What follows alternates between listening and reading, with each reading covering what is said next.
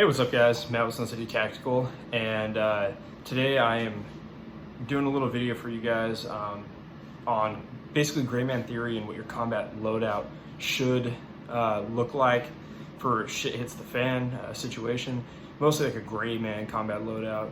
All right, so first of all, I'm officially out of the country, and I'm gonna be out of the country for some time. I'm focusing a lot less on specific weapons and reviews and stuff, and a lot more on survivability during uncertain times. So there might be one or two more videos that I still have in the queue for whatever reason that I'll throw on here, going over firearm stuff. But from this point on, it's kind of going to be leaned towards that until I get back to the States and have guns in my possession that aren't owned by where I work.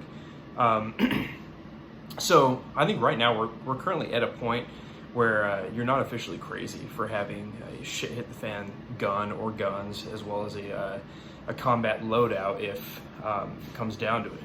And before we start this, I'm gonna pop open this Dallas Blonde. These things are super good, and they sell them where I'm currently at, so we'll dig in. Okay, so what are some tactical considerations to think about for your specific loadout? Well, first and foremost, I want to talk gray man theory a little bit. So I know some channels beat this to death, but this is the mindset that if you look unarmed or you appear to be non-threatening, the zombie horde of bad guys are going to leave you alone. And there's a lot of things that tactically minded people do, especially if you have like formal military law enforcement training, that we don't notice, but many other people will, and it's pretty obvious to them. I think, first of all, we act different in general. So, in my situation, I'm a guy that spent the majority of my career specifically in reconnaissance. And ever since I started my career, my head has been on a swivel constantly. Now, that's a good thing and a bad thing.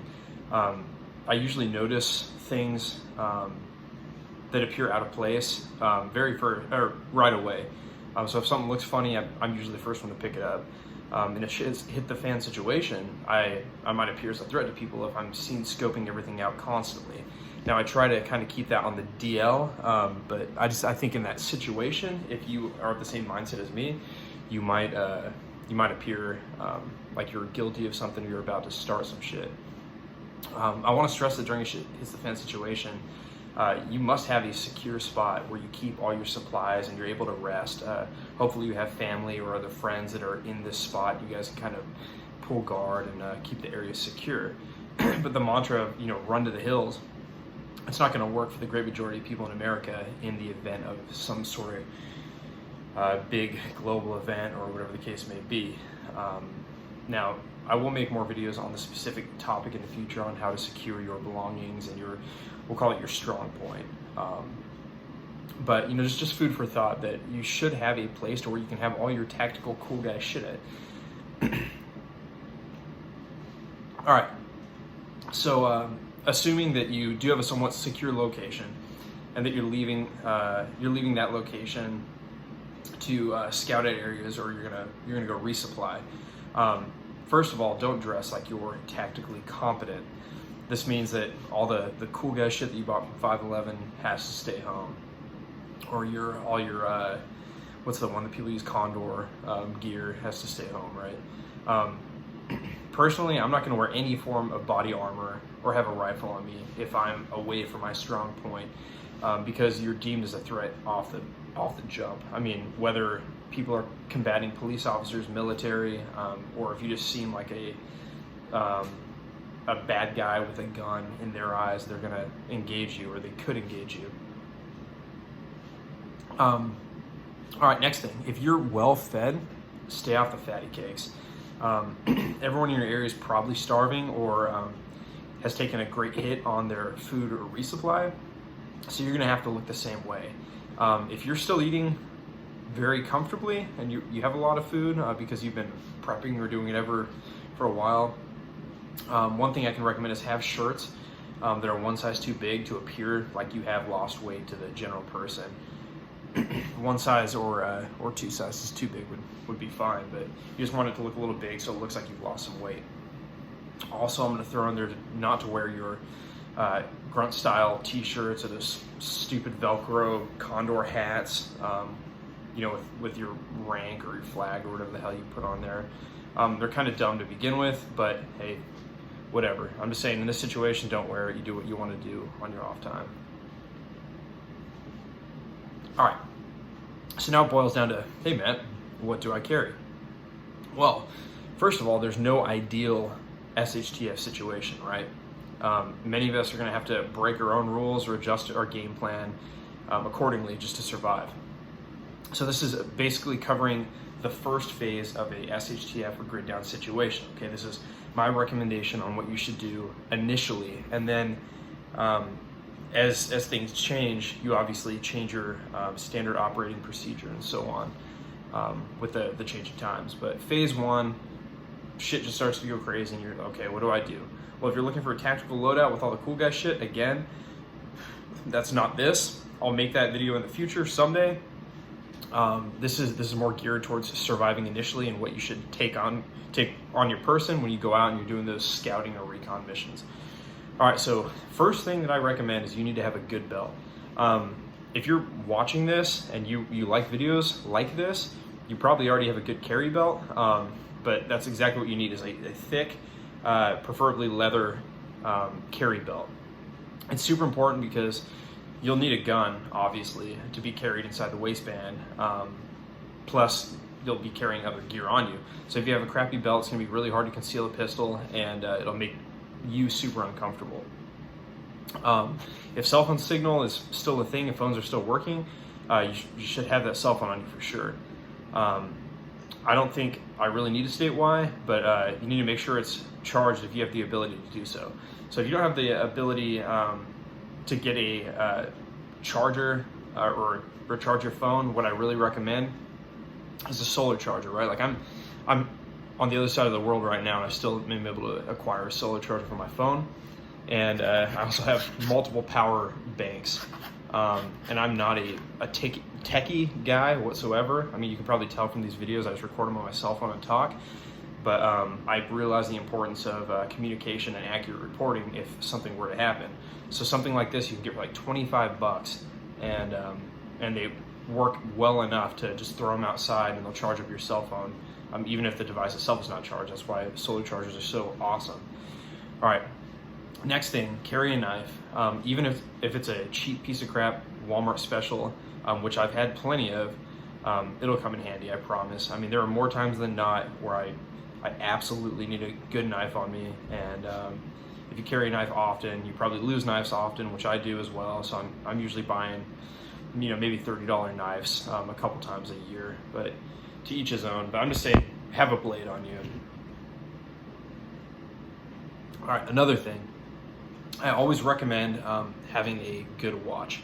If you're conducting presence patrols or you're reconnoitering an area, you'll have a timeline of what is happening when, if you have a good watch.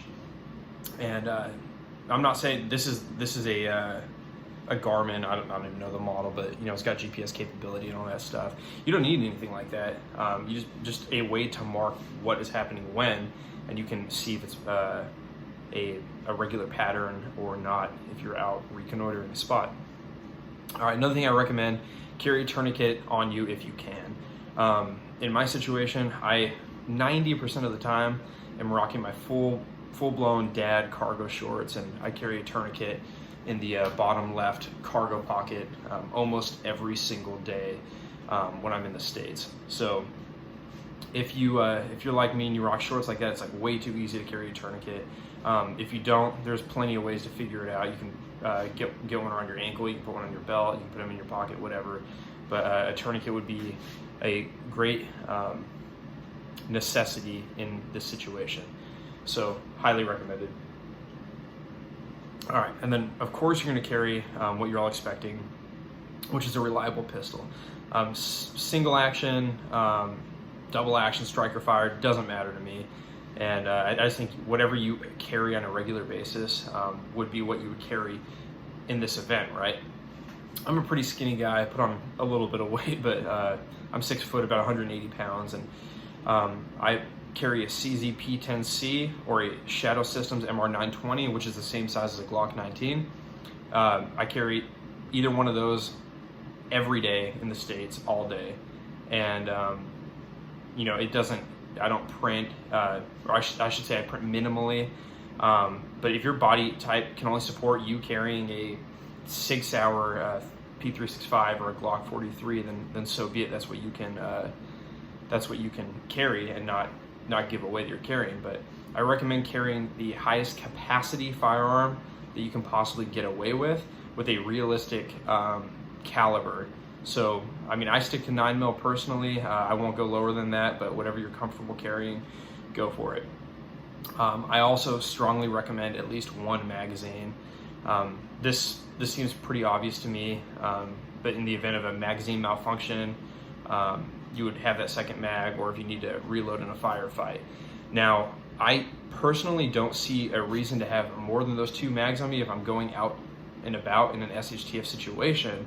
I mean, it's not going to kill you if you throw it in a bag or something, but to me, this is my mindset, right? I really want to strongly recommend to you that your gun should not come out unless it's absolutely necessary. And that's not just while we're in, I don't know, peacetime situation, right? Everything's peachy out here.